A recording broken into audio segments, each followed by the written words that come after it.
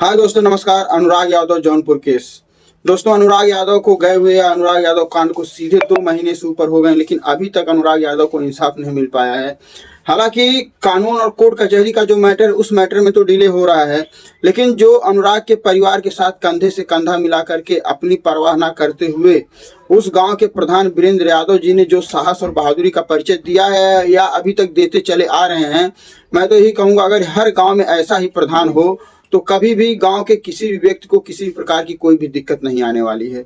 दूसरी बात, इनके ऊपर बहुत सारी अड़चने आई। इनको रोकने का शुरू से ही बहुत ज़्यादा प्रयास किया गया। यहाँ की इनके ऊपर भी कई तरह के आरोप लगाए गए कि स्मगलर हैं और ये नशीली पदार्थों का जो है इधर उधर तस्करी करते हैं, और इनके ऊपर कई ढेर सारे मुकदमे, बहुत सारी बातों में गैंगस्टर एक्ट तक इनके बारे में कहा गया। कुछ मीडिया वालों ने अपने चैनल पर चलाया और इनको नीचा गिराने का प्रयास किया गया और कोशिश की गई कि ये इस लड़ाई से किनारे निकल जाएं। लेकिन फिर भी जब प्रधान जी ने नहीं माना, और प्रधान जी अपनी हैसियत से ज़्यादा अपने से बड़े अधिकारियों से लड़ते गए, भिड़ते गए और अपनी बातों को रखते गए, और आज कहीं ना कहीं प्रधान जी की जीत होती नजर आ रही है। और इस प्रधान की जीत में जनता का बहुत बड़ा हाथ है, साथ साथ अनुराग के परिवार का जो उन्होंने सपोर्ट किया है। अनुराग का परिवार भी प्रधान जी का बहुत ही जो है एकदम मतलब शुक्रिया अदा हमेशा करता है और कहता है कि मुझे प्रधान जी का ही भरोसा है, प्रधान जी हमेशा मेरे साथ रहते हैं। लेकिन दोस्तों अब नई बात निकल करके ये आई है कि जब से राजकुमार यादव गिरफ्तार हुआ है, राजकुमार यादव ने कई बार प्रधान को मैसेज दिया, संदेश दिया और धमकियां भी दी गई प्रधान को रोकने के लिए कि अगर प्रधान चाहें तो ये काम बहुत मतलब रुक सकता है। लेकिन प्रधान नहीं रुके, वो किसी की बातों में नहीं आए और वो बिना डरे निडरता से अपने काम को करते रहे। राजकुमार यादव जब जिस वक्त गिरफ्तार हुआ, प्रधान जी का कहना कि होटल से मात्र 100 मीटर की दूरी पर राजकुमार यादव था, और जब उसको नवनियुक्त एसपी यशो साहब के आदेशानुसार गिरफ्तार किया गया तो उसके पास से जिंदा कारतूस और एक पिस्तौल यानी कि रिवाल्वर देसी कट्टा भी बरामद हुआ। और वो कहीं ना कहीं फिराक में था, या तो प्रधान जी को खत्म करने की कोशिश करता या अनुराग की बहनें आराधना और स्वाति को। लेकिन किस्मत अच्छी थी कि सबके सब बच गए। और अब प्रधान जी ने अपने सर पर कफन बांध लिया। वो कहते हैं कानून जब अपना काम करेगी, लेकिन मेरा जो काम है, मेरे स्तर में जो है और जो मेरे दायरे में आता है और जहां मेरा अधिकार है, मैं अपने अधिकारों का पूरी तरह से उपयोग करूंगा और लालता प्रसाद को जड़ से उखाड़ करके फेंक दूंगा। दोस्तों कहा जाए कि किसी भी अधिकारी की किसी भी पोस्ट की हैसियत कम नहीं होती, लेकिन अगर वो अपने पे आ जाए तो अब आज प्रधान जी अपने पर आ गए हैं। और प्रधान जी की देन है कि उन्होंने लालता के द्वारा जो लालता ने मकान कब्जा किया था वो तो गिरेगा ही तो 100% तय है। कोर्ट कचहरी से लेखपाल या तहसीलदार साहब की वजह से ये डिले हो रहा है, तारीखें पे सुनवाई ना होने की वजह से डिले हो रहा है। जिस दिन लगातार 2-3 तारीख पड़ जाती है, कहीं ना कहीं फैसला जरूर निकल करके आ जाएगा, क्योंकि सारा कुछ पानी की तरह साफ है, कुछ छिपने छिपाने वाला नहीं है। लेकिन दोस्तों अब प्रधान जी अपने स्तर की बात करें, जो है उनके अंदर जो पावर है, यानी कि जो उनके पास जो अधिकार है, अपने अधिकारों का वो उपयोग करते हुए लालता प्रसाद के द्वारा कब्जा की गई 40 साल पुरानी जमीन जिसपे उसने कब्जा किया था और वह खेती करता था, उस जमीन को भी प्रधान जी ने पैमाइश करवाया लेखपाल के द्वारा, और वह जमीन भी सरकारी कब्जे में आ गई। यानी उस जमीन पर अब प्रधान जी का अधिकार है और वह स्कूल की जमीन है, प्रधान जी उस पर अब स्कूल बनवाएंगे। और साथ ही साथ उसी के बगल में एक और खेत था जो चक्रोड था, उसको जो है नापा गया, पैमाइश की गई, उसकी भी चक्रोड में जो खेत निकला था उसमें भी प्रधान जी ने कब्जा कर लिया। और प्रधान जी का कहना बहुत जल्द स्कूल वाली जमीन में स्कूल बनेगा और चक्रोड वाली जमीन में चक्रोड बनेगा। और ये सब बातें दोस्तों हर गांव में देखिए, हर गांव में कुछ ईमानदार होते हैं और कुछ बेईमान होते हैं, कुछ लोग सही का साथ देते हैं, कुछ लोग गलत का साथ देते हैं। जैसा कि आप लोगों को पता होगा कि जो सही का साथ दे रहे हैं, लालता के रिश्तेदार आए थे लालता के द्वारा जो भी खेती की गई थी उस खेती को काटने के लिए, लेकिन गांव वालों ने उन रिश्तेदारों को भगा दिया, खेत काटने ही नहीं दिया, यहाँ तक धमकी दी कि अगर दोबारा इस खेत में तुम लोग कदम रखो तुम लोगों का पैर काट दिया जाएगा। तो लालता के रिश्तेदार भाग गए, नहीं आए और दोबारा आएंगे भी नहीं वो खेत काटने, क्योंकि आज गांव वालों ने पूरा मन बना लिया कि जिसने इतना जघन्य अपराध किया, एक 16 साल के मासूम बच्चे की गला काट करके निर्मम हत्या कर दी, उसको खेती क्या गांव में कदम रखने तक नहीं दिया जाएगा, चाहे उसके रिश्तेदार हो चाहे लालता खुद हो। अगर कानून उसे आजाद कर देता, किसी भी तरह वो दांव पेच खेल करके आप पैसों के दम पर के अगर बरी भी हो जाता है, तो भी उस गांव ने मन बना के रखा कि लालता को कभी गांव में घुसने नहीं देंगे।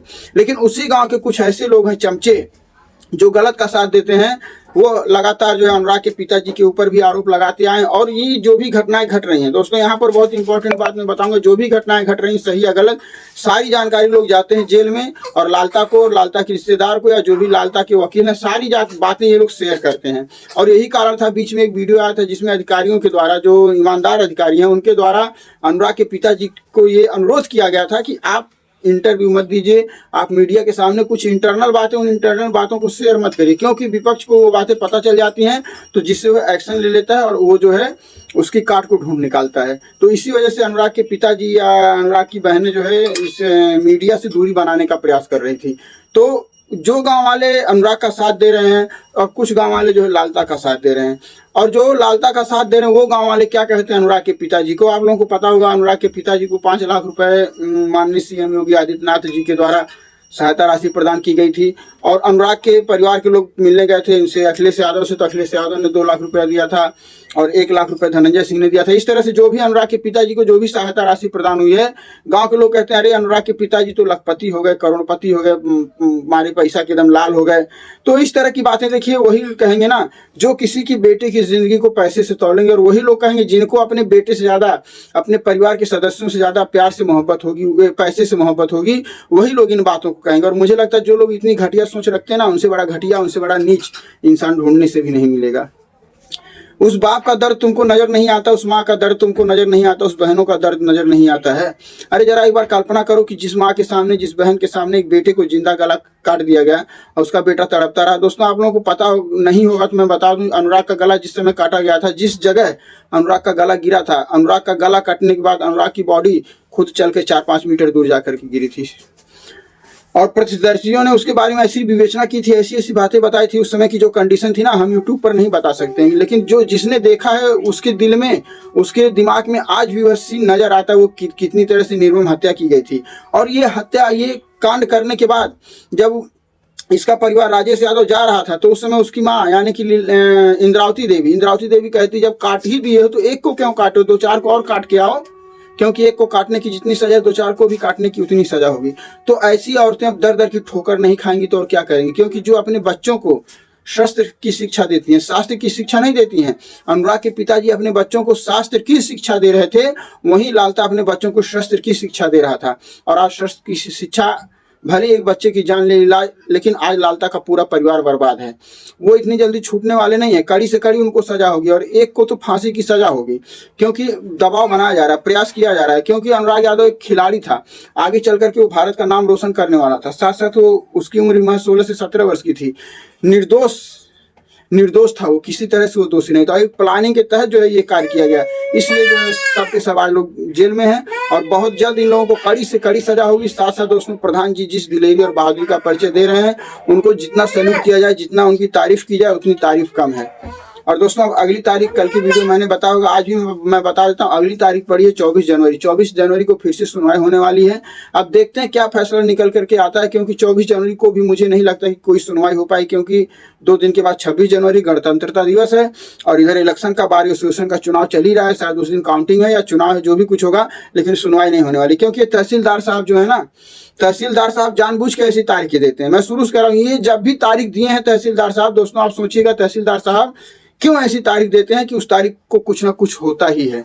मैंने कहा था कि भैया आप या सर जी या जो भी समझिए, अगर आपको तारीख देना है सीधे 1 महीना 1.5 महीना बाद तारीख दो भाई। जब भी तारीख दो उस तारीख को सुनवाई होनी चाहिए, सीधी बात यह है। उस तारीख को छुट्टी नहीं होनी चाहिए, उस तारीख में कोई इलेक्शन ना हो, उस तारीख में कोई त्योहार ना हो, ऐसी तारीखें दे। आप तारीख पे तारीख 4 दिन 5 दिन में तारीख दे के सहानुभूति इकट्ठा कर रहे हैं कि हम तो अनुराग के मामले में बहुत ज्यादा एक्टिवेट हैं, तारीख देने में डिले नहीं करें। तारीख देने में डिले नहीं करें, फायदा क्या ऐसी तारीख देने का। तारीख टाइम बढ़ा करके दीजिए, डिले मत करिए। आप डिले करिए, टाइम बढ़ा करके दीजिए, ताकि एक तारीख उस तारीख को सब लोगों को बुलाइए, जितने भी उस केस से संबंधित लोग हैं, चाहे लेखपाल साहब हो गए, चाहे कानून गो साहब हो गए, चाहे लालता के पक्ष के लोग हैं, चाहे अनुराग के पक्ष के लोग हैं। एक लंबी तारीख दीजिए और सबको पूर्व सूचना दीजिए कि इस डेट को सब लोगों को इकट्ठा होना है।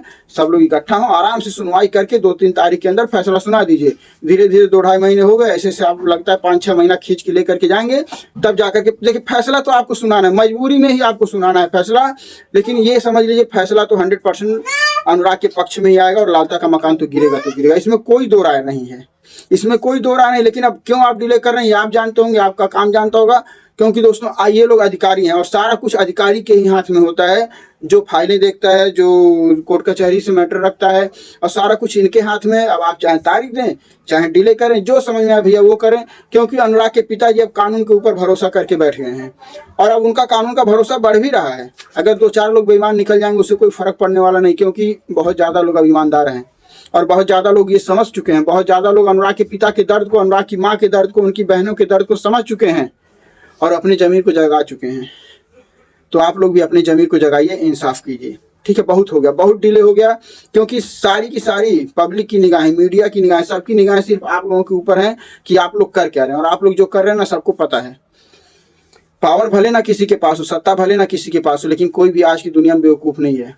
और किसी को बेवकूफ़ बनाने की कोशिश की जाए तो वो अच्छी तरह समझ जाता है कि हमको बेवकूफ़ बनाया जा रहा है। फर्क सिर्फ इतना होता है कि आपके पास अधिकार है कहने का, हमारे पास कोई अधिकार नहीं है कहने का। आपके पास प्रूफ होता है, आपके पास दलीलें होती हैं, आपके पास बातें होती हैं, लेकिन हम सब कुछ जानकर भी सब कुछ अनजान बन करके बैठे रहते हैं, क्योंकि हम कुछ कर नहीं सकते और आप बहुत कुछ कर सकते हैं। तो समय आ गया है, बहुत कुछ करिए। कहते हैं 100 बुराइयां आप करिए, एक अच्छाई कर दीजिए, एक अच्छा काम कर दीजिए ना, एक अच्छे काम के नीचे आपकी 100 बुराइयां दब के मर जाएंगी। लेकिन 100 अच्छा काम करिए, एक बुरा काम कर दीजिए तो एक बुराई 100 अच्छे कामों को दबा देती है। इसलिए हमेशा सच्चाई का साथ दीजिए और सच्चा काम करिए। तो दोस्तों यही सारी बातें थी। बाकी कैसी लगी हमारी वीडियो कमेंट करके जरूर बताइएगा। मिलते हैं नेक्स्ट वीडियो में, तब तक के लिए दोस्तों जय हिंद, जय भारत।